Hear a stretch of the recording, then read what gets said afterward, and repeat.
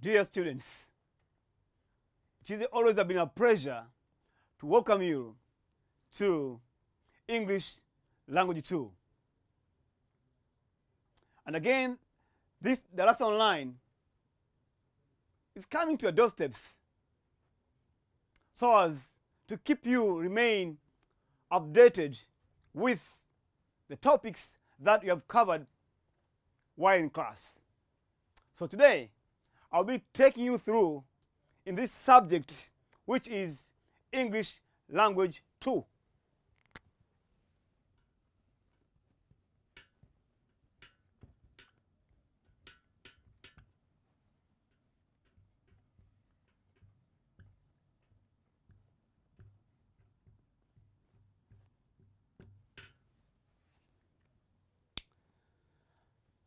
In this particular subject, I'll be taking you through on the topic that is appreciating literary works.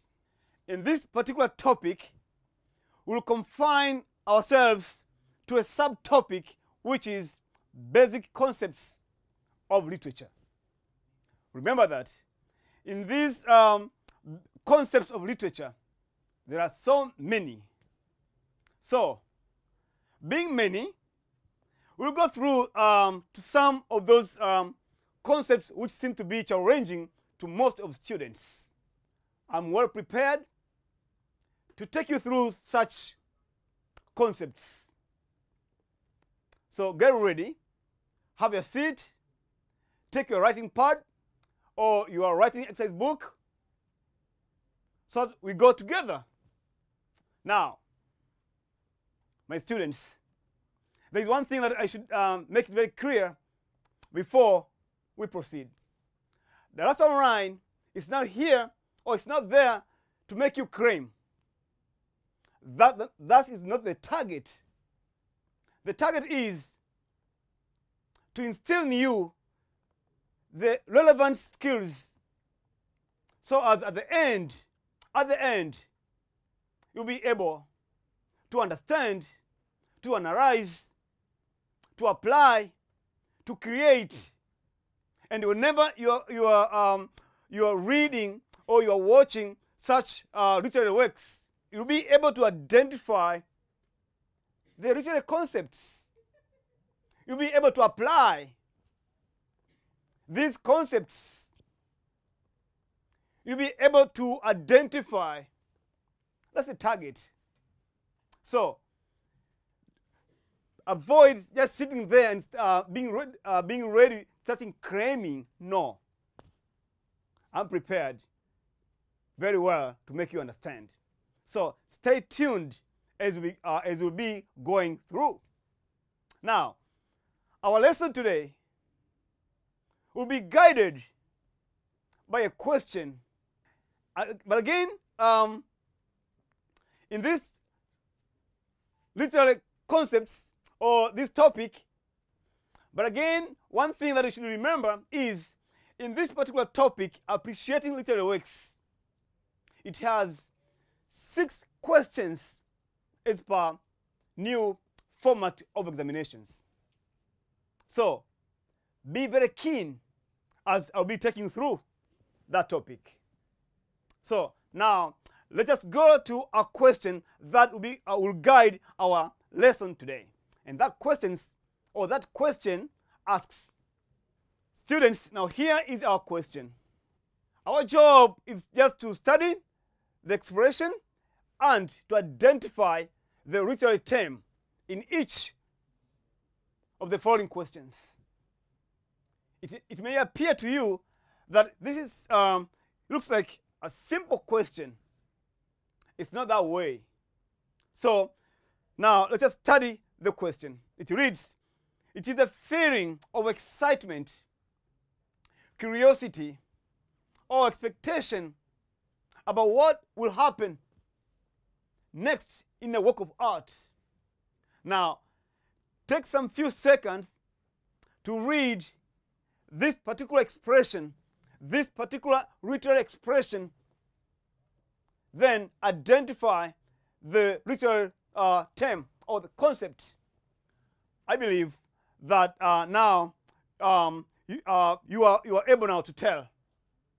That when it comes to you, or when it comes to me, I'm going through the literal work, then I develop a feeling of excitement, a feeling of being curious to know what will happen next in a work of art, say a novel, a drama, or a short story, that you are going through a work of art, then a feeling of excitement that what will happen.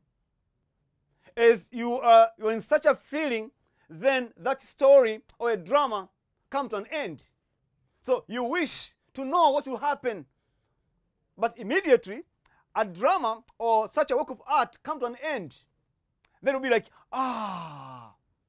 Now, as you're in such a feeling, then you're told it will continue next week. So you are left with such excitement, you are left with such a feeling of being curious, of knowing what will happen next. Now, when it comes to that particular next week, you you start following, you remain focused, because you have a feeling of knowing, or curious of knowing what will happen. My students, remember that the artists are very much keen to create such feeling to the audience. So as you remain focused, you become so concerned about that particular work, say a drama, a short story, or a novel. So having this said, now the literal term or concept in this particular expression is suspense.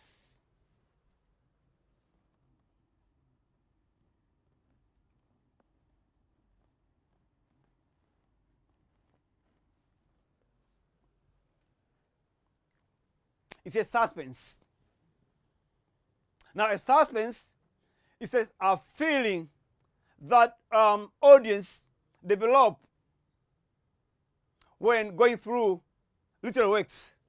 A feeling of, or the desire of knowing what will happen next in a work of art. Now, I have a simple question for you. Have you ever experienced such a feeling when going through the work of art? And did you know before that that feeling of the desire of knowing what will happen is called suspense? Obviously, yes. That we have been coming across with such works of art where you develop such a desire or a feeling of knowing what will happen. Having this said, my dear students, now I believe you have understood that particular concept. So let us now move to the next expression or next question. Dear students, here is our next question. It reads, an account on person's life written by the person himself or herself. In other words, a story about a person's life written by a person himself or herself. Like you or me writing a story about me, or you write about your story or your life story, like where you're born, the year, the place, the school that you attended, the college that you attended, the work experience or the company that you worked with, the accomplishments that you did while working, the research skills that you went through, the training. But that story has to be written by yourself, or that story has to be written by myself. Now, can you tell what that concept that fits in this particular expression? Obvious. The concept that fits here is an autobiography. And this is spelling.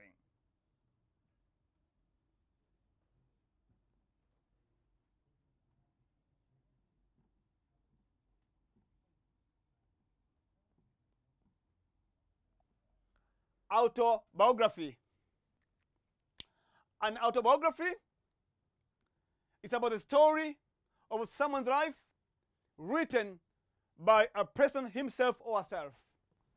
This particular story is characterized by the use of the first person pronoun singular, which is I. This pronoun I is very much common when one writes a story or life story about himself or herself. For example, my name is Aswile Jacob. I was born in 1989. When I was at the age of 15, I did a research, my dear students. So the word I, or the pronoun I in there, sounds louder because it's me who is writing a story about me. And the story, all the information in there are true because it's a story about my life, and therefore can be proven. If one wants to prove that I was born in that particular year, I will just display my birth certificate, my dear students.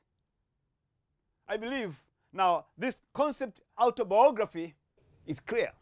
Now, you may be asked in the same page that now what is biography?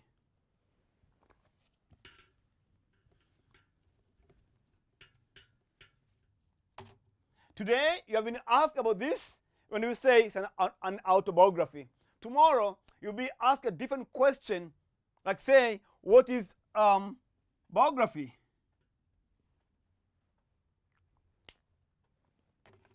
Now again, this is to do with a story of someone's life written by another person. Like you, student, writing a story of my life. You, students, writing a story about me. Then that one won't be autobiography. Rather, will be biography. Because it is someone else who is writing a life story about someone else or of another person. I think I've made myself clear on these two concepts. One more thing, my dear students. You may ask yourself that in a work of art, where do we get this autobiography or biography? Remember the concept of fiction and non-fiction. Students, remember these two concepts of fiction and non-fiction. Now, if I'm to ask you again, where do we get autobiography or biography? Obvious, you tell me that autobiography or biography are found in this particular concept here. So we found autobiography,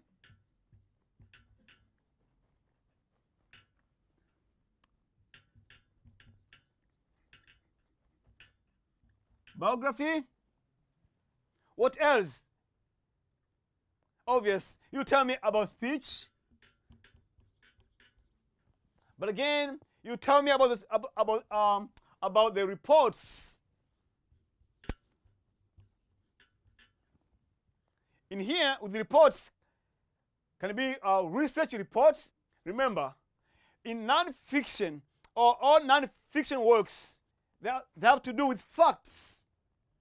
Autobiography is all about fact. When you write your own story, it's fact.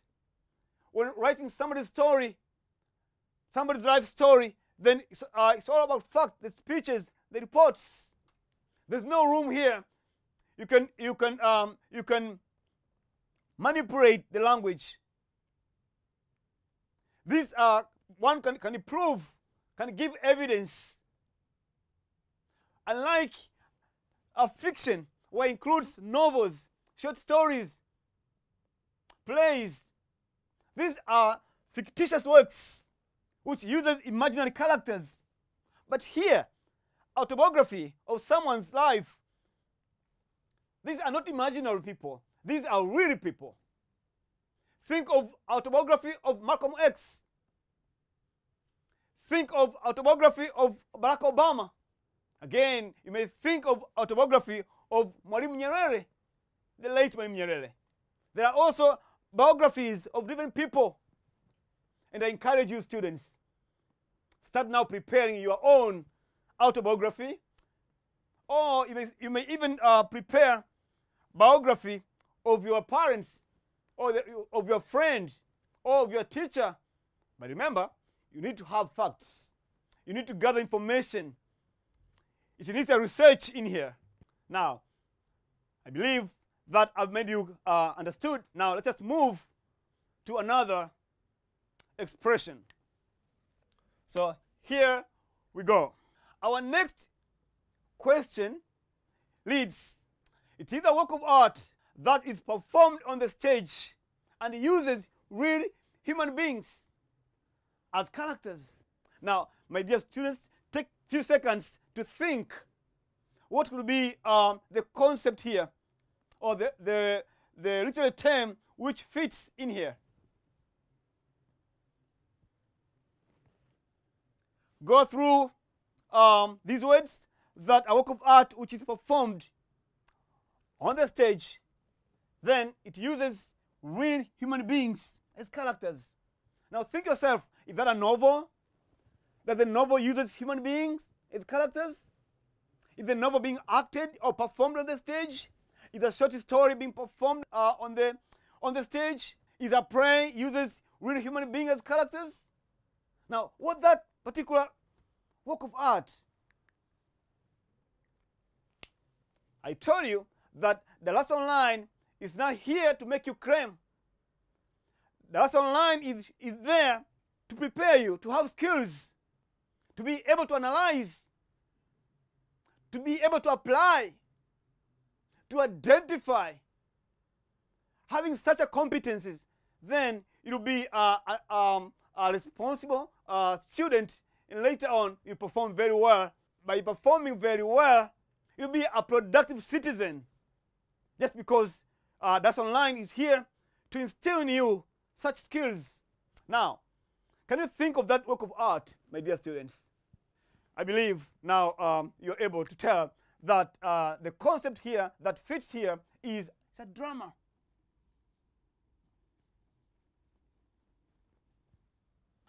A drama.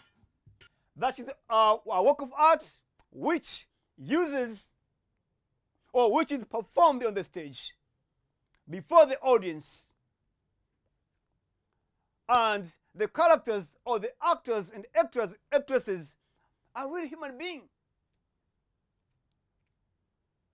The characters found in a man of the people, let's say Chief Nanga or Dili, these are imaginary characters. Again, think of characters we found in the Betrayal in the City. Think of Adika. Think of Tumbo. Think of Mulili. These are imaginary characters.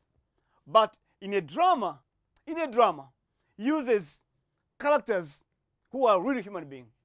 And it is performed on the stage before the audience. Now think of the drama, of the work of art, or a drama or a comedy that you have ever watched. Then the actors in there, the actresses in there are real human beings, are not imaginary. So the concept that fits here is drama, dear students. Now let's just move to another expression. So here is our next expression. As it says, an expression that is not socially accepted because it is offensive and thus socially prohibited. Again, my dear students, take them a few seconds to think. What are those expressions, or an expression that is socially not acceptable because it is offensive, it is prohibited? Think of the words or phrases that once are being uttered in a society sounds offensive, sound bad, lack manners. Take some seconds to think. As I said earlier, It's not enough just for you to claim. Take time to think. Again, ask yourself, have you come across such offensive expressions or expressions which are socially prohibited that once are being uttered sound bad? Okay, I believe again that now you're able to agree with me that expression or that concept that fits here will be a taboo. It's not taboos or taboo. Now, how do we come to arrive to say it's a taboo that fits in there? A taboo include words or phrases which sound offensive, which are very harsh. Once they're being uttered to the public, people say such words lack manners. Now, think of the works of art which you have come across with, say, a novel, a drama, short story, where you find some words which sound offensive. Obvious. Again, you agree with me that a novel titled "The Beautiful Ones Are Not Yet Born," it has some taboos in there. It has some words which sound very offensive and socially unacceptable words. Now, words which are found in that particular novel are such as uncircumcised baboon, you fuck. Students, remember that those are not my words.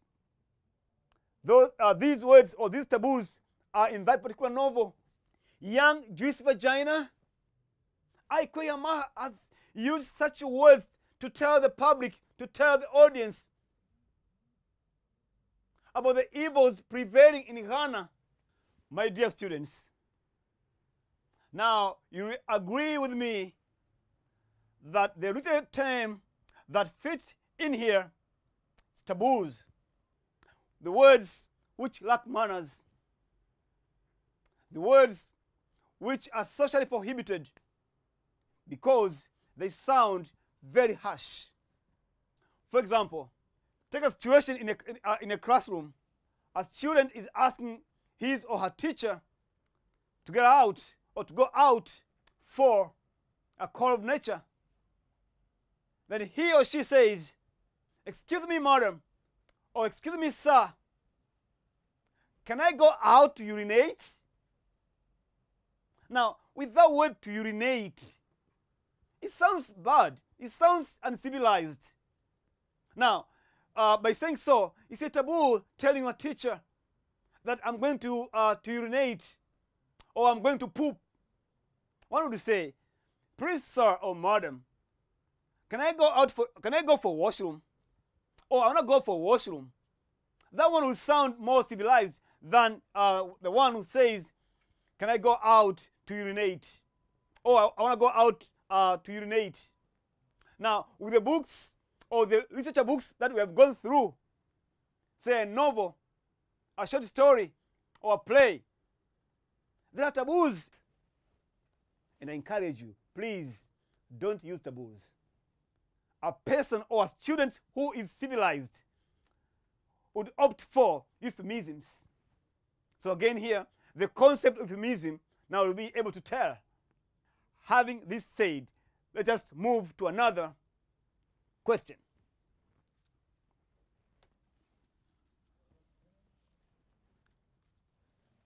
Students, here is our expression. We are told to identify the literary term that fits in here. The highest point of interest or tension in the work of art.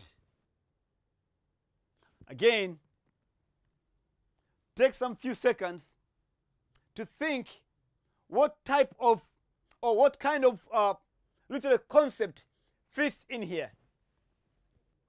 Obvious. You tell me, "Sir, it is a climax."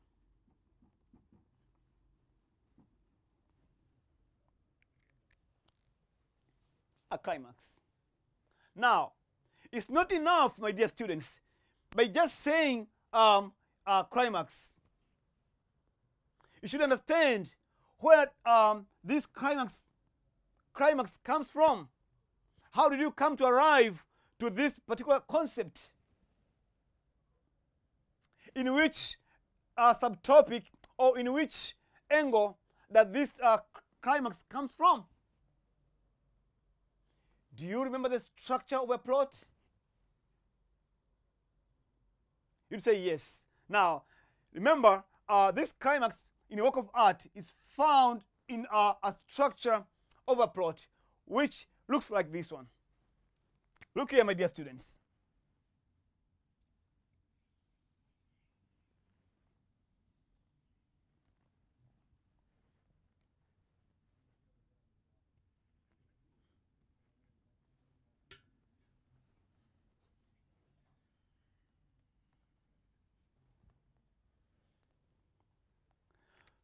So an artist, when preparing his or her work, when developing his work or her work, this kind of structure.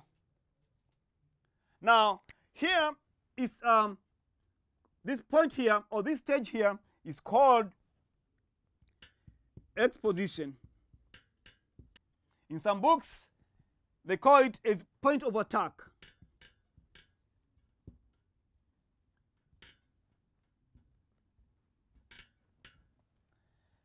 And the next stage or point is raising action.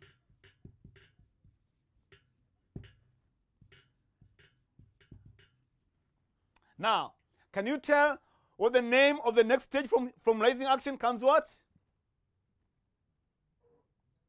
What the next stage after raising action, my dear students? Obvious, you tell me that one will be a climax.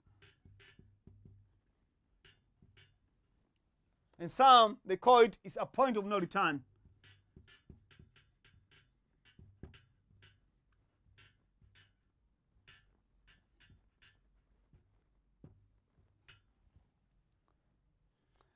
After climax, then we have another stage, which is falling action.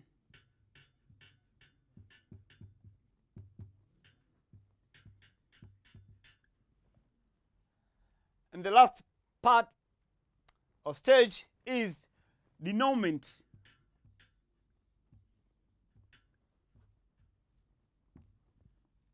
In some books, they call it resolution.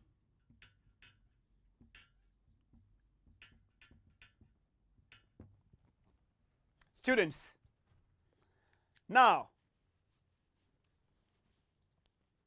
this is a place of highest interest or tension in a work of art.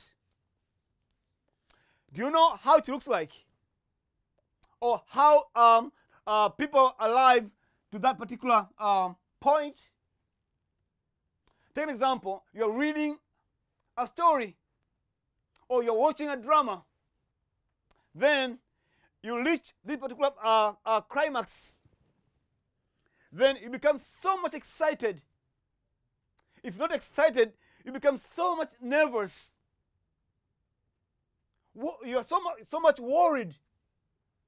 Maybe the actors in that particular drama, they're about to fight, they're about to shoot one another. Then tension rises. Or maybe you're watching a drama where friends meet here. The friends who are apart from one another for quite a long time, then they meet together, having fun.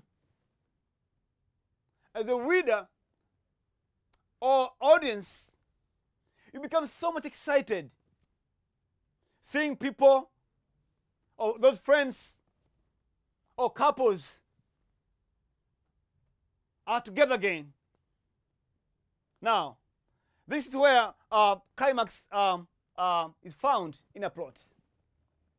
Back to you, students. Have you ever come across with, have you ever reached this particular stage in the works of art that you have gone through? Maybe reading a short story, reading a novel, or watching a drama. then you come up a point where you become so much excited or so much worried. You see characters, or a character is about to hang himself or herself. Then you'll be like, oh no, don't do that. If the character is like to hang himself or herself. But that particular character, maybe he's telling his life situation from childhood to adulthood. Maybe he has gone through difficult times. Then he reaches here and say, I don't see the meaning of life. I don't see the meaning of continuing living. Then he or she decide to commit suicide.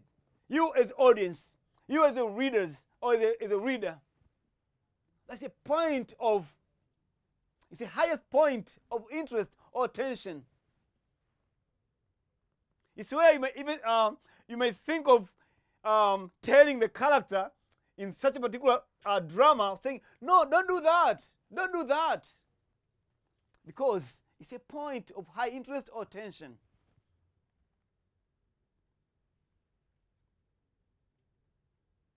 Having said this, using this particular, or basing on this particular structure, you should also be aware of this exposition, what it's all about.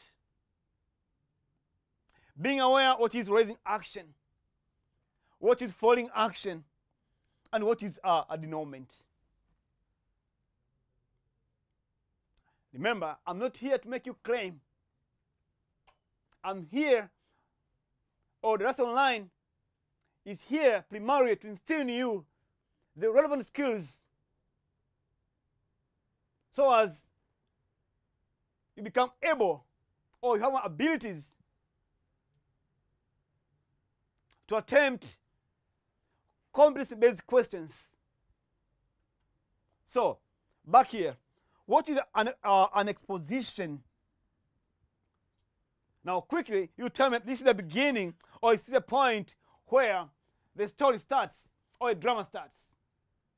It's a beginning, or it's a point where the work of art starts, where we see characters. Let's say in a play, Return the City. Now, we are shown Nina and Dogger at the graveyard preparing a shaving ceremony for their beloved son, who is Adika, who died during a students' demonstration. That is the point of attack, or that is an exposition. Or you're reading a short story. It starts, once upon a time, there lived a man and a woman who loved each other very well. Now, with that particular once upon the time, it's the exposition. It's a point of attack. It's the beginning of a story. Back to this one, raising action. This is a stage, or it's a point in a work of art where we can see either characters, for example, showing characters disagreeing one another. Characters do not understand one another. Each character becomes too much argumentative. Now, being in such temper, or being in such arguments, then here, at the climax, you see such characters start fighting. One taking a gun or a big knife, or one start thinking of committing suicide. Again, with the falling action. This is a point in a work of art where we see, for example, characters, their tempers or their differences go down. If the characters who are in arguments, now they start becoming friends, or start understanding one another. Now, with the denouement or resolution, it's a stage or a point in a work of art where we see characters, for example, who were in differences, who were opposing one another, come to reconcile. They put apart their differences and they become one thing. They hug. They forgive one another. That's the denouement. Resolution is reached. A person who was about to commit suicide, he or she now postpones. Dear students, let's just move to another question regarding this particular lesson. Here it is. Our expression reads a type of drama that shows serious actions, and always the hero or heroine ends into danger, death, injuries, or committing suicide. Now, my students, a type of drama that a character or major characters or the hero or heroine ends into danger. Now, can you tell? Would you say a novel? Now, it's a novel type of drama. So, oh no, that doesn't work, doesn't fit in that particular part. Now, is that a short story?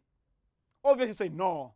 A short story doesn't fit here because a short story is not a drama. Then you think of that a play.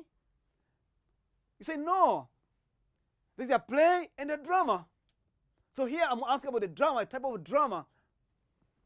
Now, my students, think of that concept that fits in here.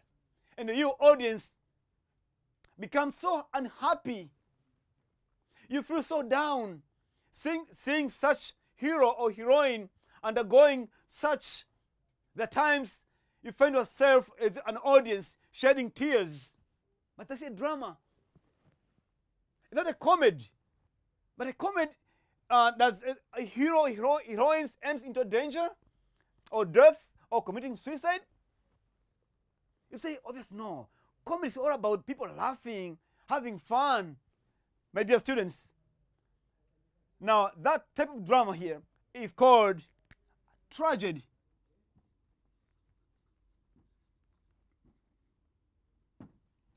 Tragedy drama. Tragedy drama. That's the concept that fits in here, where that tragedy comes from. You'd agree with me that a tragedy comes from the forms of drama.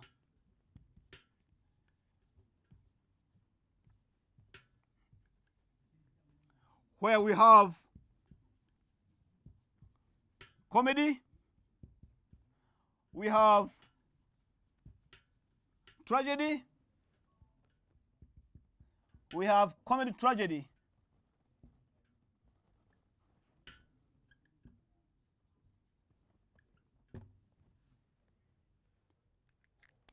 So we are right here. This is a point where we are. Remember, from the very beginning, I told you that I'm not here to make you claim, rather to make you understand. So by having an ability of just of knowing or understanding where does this tragedy comes from, so you come to arrive that a tragedy comes from the forms of drama, and some book says types of drama. So we are right here. Back to you, students. Have you ever seen or watched a drama where you see a hero or a central character undergoing such situation, endangering his life, or a main character dies or gets serious injuries, gets or commits suicide, or get a tragedy accident? You have been watching at home or elsewhere on the cinema, where you see heroes and heroines or main characters experiencing such situation, which is horrible. My dear students, you remember the so-called horror movies. They're so fearful. They're so scary. There are times you are in the you are at the cinema watching such movie, you start shedding tears. You end up shedding tears, or become so fearful. You go back home, start remembering all the situation, all the miseries that hero or heroine went through. Very unhappy. That is a tragedy. This is unlike comedy, my students. Now, let us move to another literary expression and see the next concept. Students, are you following? I believe you should be. Our next expression reads, it is a form of repetition where the word used in the end of a sentence and then used again at the beginning of the next sentence. Again, take some few seconds to think the relevant concept that fits in here when composing your poem, let's say, where you start composing a poem, the first sentence, now the last word in your first sentence becomes the first word in the next sentence. Now, can you tell me what that term is, or what that concept is? Okay, let's just look at this example.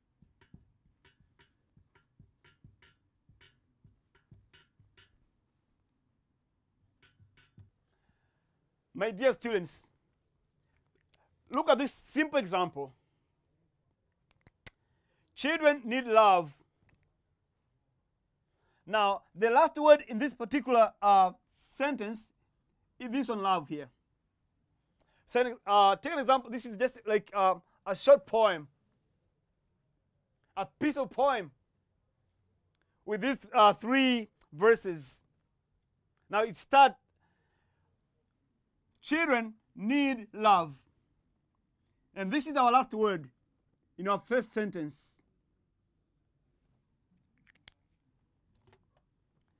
In the next sentence, the first word, the last word then comes to be the first word in the next sentence. And this is love.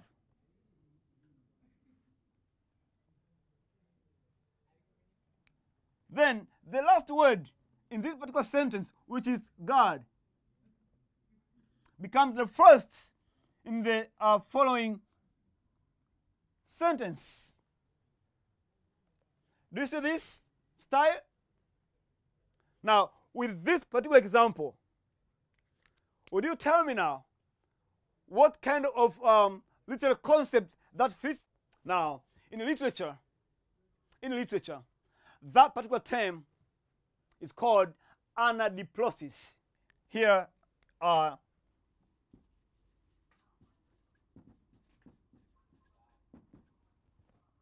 anadiplosis. It's where it's a formal repetition. Now, this word love here has been repeated twice. There's love here and right here. Again, the word God has also been repeated right here and this one here. So this continues. If I'm to extend this particular poem, I would say God the Creator. Then I would say Creator of heaven, Creator of heaven and earth. Earth we live in, etc., etc. Now, you see again, the Creator. The word creator here, again, creator right here. Again, earth. Again, here at the beginning, we have the word earth.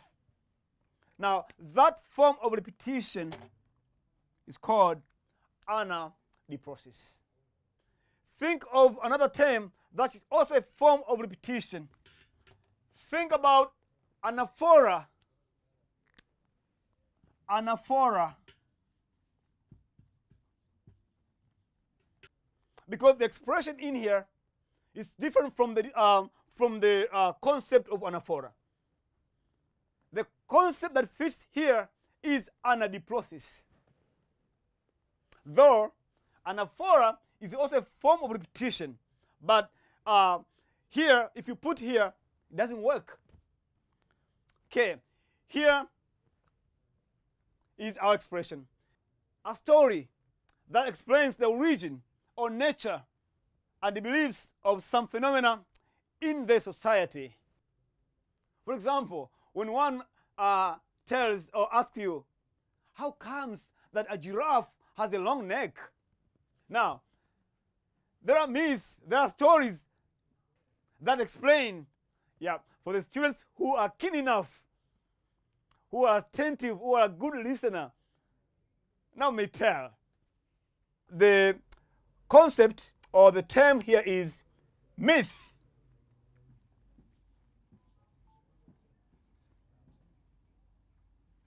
It's a myth. My students, there's a story, there's a myth that explains the origin or the nature for a giraffe having a long neck. Remember, myth based on untrue things, but they help to tell us the origin of some things or phenomena in your society. Originally, myths were in oral form, were being narrated orally, were being narrated even before the discovery of science of writing. So it's an oral kind of work of art or kind of concept. Now, back to you, students. Can you tell me any myth? Can you narrate to me any myth that you know? Or can you narrate that myth to your friend, to your colleague at home, or to your brother or sister at home? This is the assignment. Please go and find a myth, any myth. Thank you. Now let us move to another concept. My dear students, the next concept reads, it's a brief and indirect reference to a person, a place, or a thing, or an idea of historical or political, cultural significance, and it is hardly provide details of such person or place or a thing at hand. For instance, you're reading a poem. Now, at the middle of that particular poem, or at the beginning of that particular poem, the very famous hotel or the name of a very famous hotel is mentioned.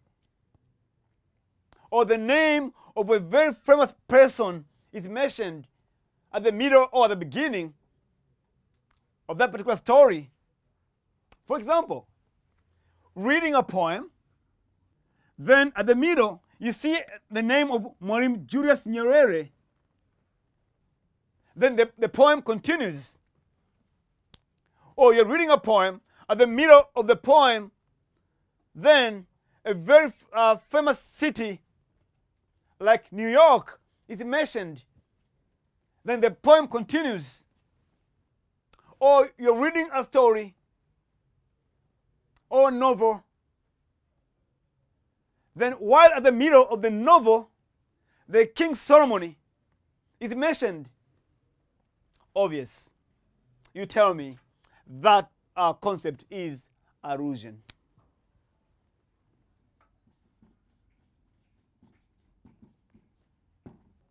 Remember a poem titled Building the Nation. There is an allusion in there. For those who have gone through this poem, you will agree with me that the word Vic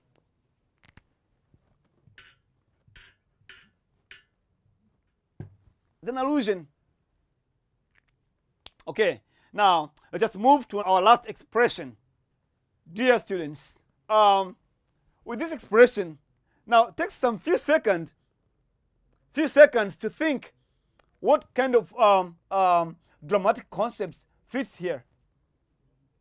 For example, I'm here as your teacher.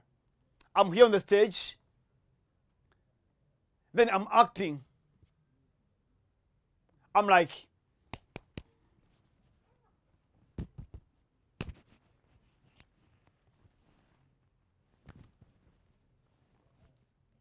Now look here, my students. Yeah, it looks funny, but I want to elaborate a point here. I'm just expressing my feelings, my emotions without speaking. The dramatic technique which fits in here is called mime.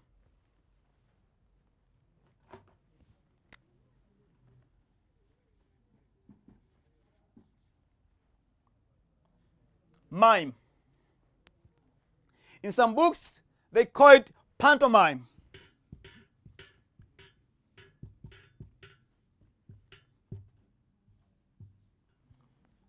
Pantomime, where a character, an actor or actress is on the stage, then expressing his feelings or emotions using body movement, showing his facial expression. Maybe he's so happy, or he or she is very down. He's kneeling down, then asking God's help, but without speaking, without the word of mouth.